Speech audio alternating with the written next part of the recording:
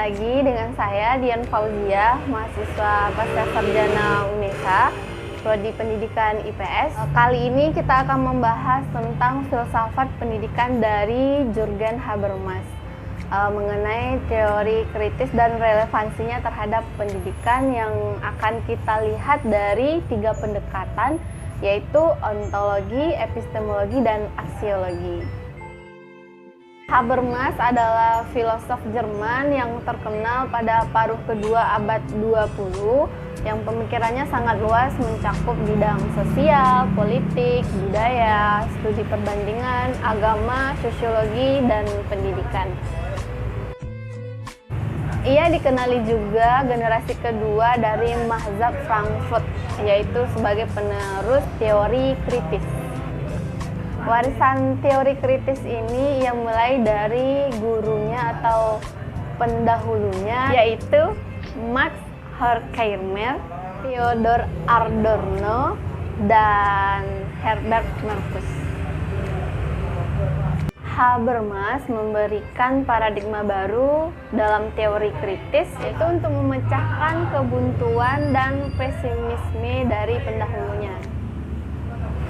Pada masanya, Habermas melakukan kritik keras terhadap pemikiran Martin Heidegger. Ia membela dari paham Nazi, menunjukkan bahwa penghargaan Habermas terhadap manusia.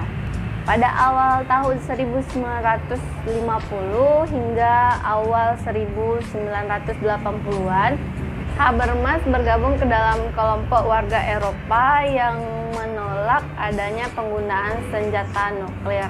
Nah, pada puncak inilah yang menjadi inti dari teorinya. Selain itu, ada 2 tokoh lagi yang mempengaruhi pemikiran dari Habermas, yaitu Karl Marx dan Max Weber. Nah, sebelum kita masuk ke dalam pembahasan, sebaiknya kita pahami dulu 3 pendekatan tadi, yaitu apa itu ontologi, epistemologi, dan aksiologi. Nah, ontologi ini adalah ilmu yang memahami tentang hakikat realitas yang harus dipahami sebelum kita membicarakan apa itu hakikat ilmu pengetahuan. Sedangkan epistemologi adalah ilmu yang membahas tentang hakikat formal dan material dari ilmu pengetahuan. Sedangkan aksiologi dia adalah membahas nilai. Nilai di sini maksudnya nilai dari teori dan praktis dari ilmu pengetahuan tersebut. Oke, kita masuk ke pembahasan yang pertama, yaitu pandangan ontologi. Nah, ontologi di sini tadi sudah kita jelaskan bahwa dia memahami realitas yang harus dipahami sebelum kita membahas hakikat dari ilmu pengetahuan. Pandangan ontologi ini memahami realitas dan struktur masyarakat dipahami secara relatif dan dikaitkan dengan struktur ekonomi masyarakat tersebut. Habermas mengingatkan kita bahwa untuk tidak mengulangi kesalahan di masa lalu yang dilakukan oleh para pendahulunya. Kemudian ia menawarkan untuk memahami perkembangan ilmu pengetahuan, proses sejarah tidak pernah berdiri secara tunggal. Artinya apa? Habermas memposisikan komunikasi kritis sebagai sesuatu yang esensial untuk mengantisipasi perubahan yang terjadi pada struktur masyarakat. Nah, ontologi Habermas ini disajikan secara kualitatif, di mana realitas sosial harus mempertimbangkan struktur dan agen. Struktur di sini merupakan aturan, norma, dan kepercayaan yang menandai dunia sosial. Agen di sini artinya adalah perilaku dan interaksi masyarakat dalam realitas tersebut. Yang kedua, epistemologi pendidikan Jürgen Habermas. Epistemologi Habermas ini dikategorikan ke dalam paradigma kritis, yang artinya apa? Membangun kesadaran sendiri.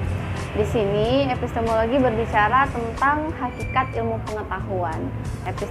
Epistemologi mengacu pada sifat alami pengetahuan dan bagaimana pengetahuan berkembang dalam dunia sosial. Habermas meletakkan posisi epistemologi dalam 3 garis besar yang ia sebut pengetahuan. Pertama, itu empirical analitik, yang kedua hermeneutik historical, dan yang ketiga critical emancipatory. Dengan demikian, posisi epistemologi dari teori kritis ketika diterangkan oleh Habermas melihat pengetahuan sebagai pelayan dari perubahan dan pembebasan. Dalam self-reaction, pengetahuan demi pengetahuan datang bersamaan dengan ketertarikan dan tanggung jawab. Dalam teori kritis ini tidak hanya berhenti pada fakta-fakta objektif saja yang biasanya dianut oleh aliran positivistik. Di sini Habermas menambahkan konsep teori komunikasi dalam teori kritis ini.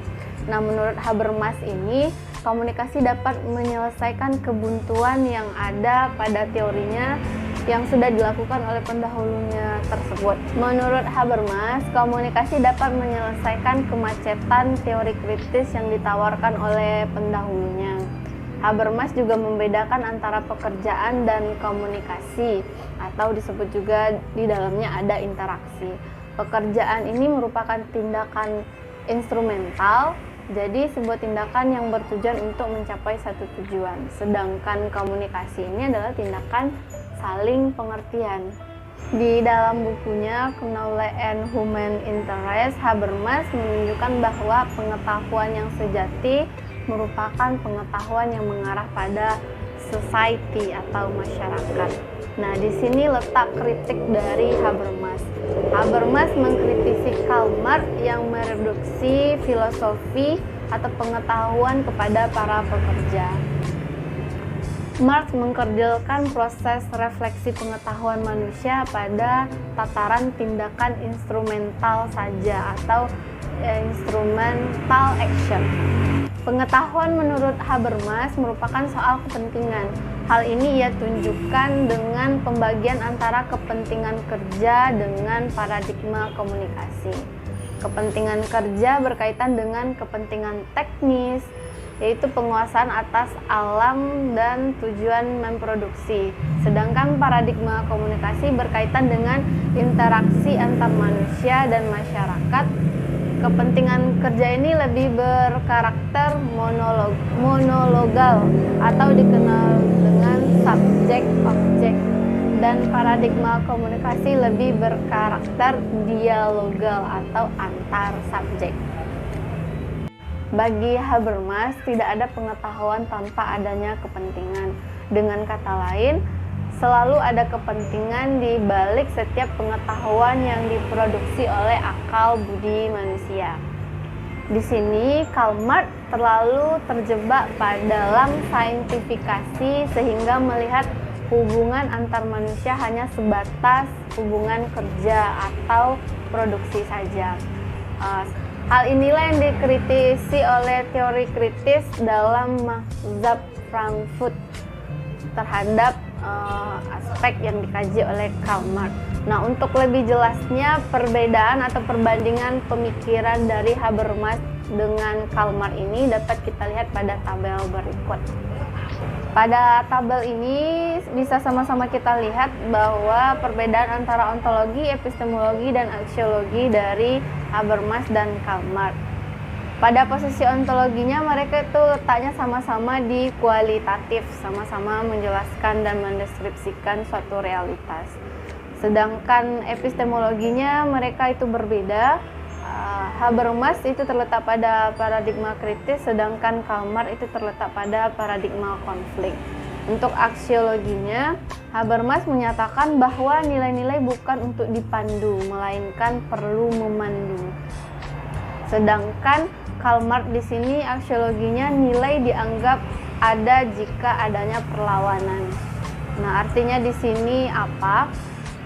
Mereka beranjak dari dasar pemikiran yang sama, namun sudut pandangnya menilai suatu realitas itu berbeda.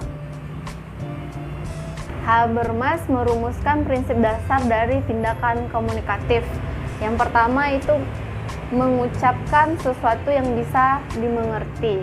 Yang kedua, memberikan sesuatu untuk dimengerti. Yang ketiga, membuat dirinya sendiri bisa dimengerti. Sedangkan yang terakhir, sampai pada pengertian bersama dengan orang lain. Artinya di sini apa? Sebuah tindakan bisa disebut sebagai tindakan komunikatif ketika memenuhi prinsip-prinsip dasar tersebut.